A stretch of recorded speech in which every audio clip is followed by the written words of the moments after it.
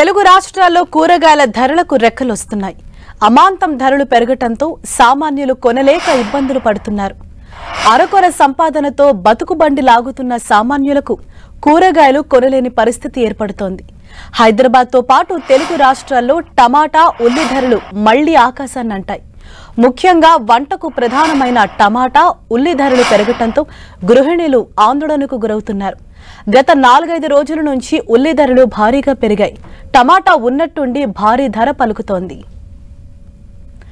కొన్ని చోట్ల టమాటా కిలో ధర ఏకంగా 90 రూపాయలకు చేరుకుంది. నాణ్యమైన మొదటి రకం టమాటా కిలో 80 నుంచి 90 రూపాయలు పలుకుతోంది. రెండో రకం నాణ్యత గల టమాటా కిలో 60 నుంచి 70 రూపాయలు పలుకుతోంది. ఇక హోల్సేల్ మార్కెట్లో 120 రూపాయలకి 3 కిలోల టమాటాను విక్రయిస్తున్నారు. ఇక కేజీ ఉల్లిపాయ 50 రూపాయలకు పైనే పలుకుతోంది. కొన్ని ప్రాంతాల్లో 60 రూపాయలకి విక్రయిస్తున్నారు. టమాటా, ఉల్లిపాయ ధరలు పెరగటంతో సామాన్యులు కూరగాయలు కొనాలంటేనే భయపడిపోతున్నారు.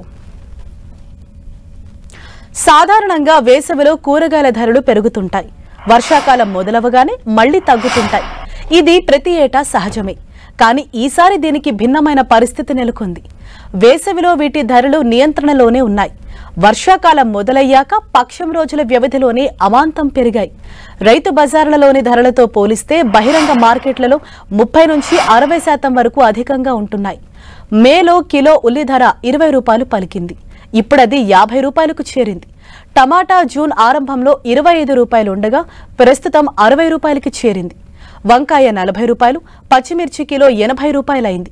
బీన్స్, క్యారెట్, బీట్రూట్, క్యాప్సికం, సొరకాయ, కాకరకాయ తదితరాలతో పాటు పుదీనా, కొత్తిమీర, ఇతర ఆకుకూర ధరలు సైతం రెట్టింపయ్యాయి.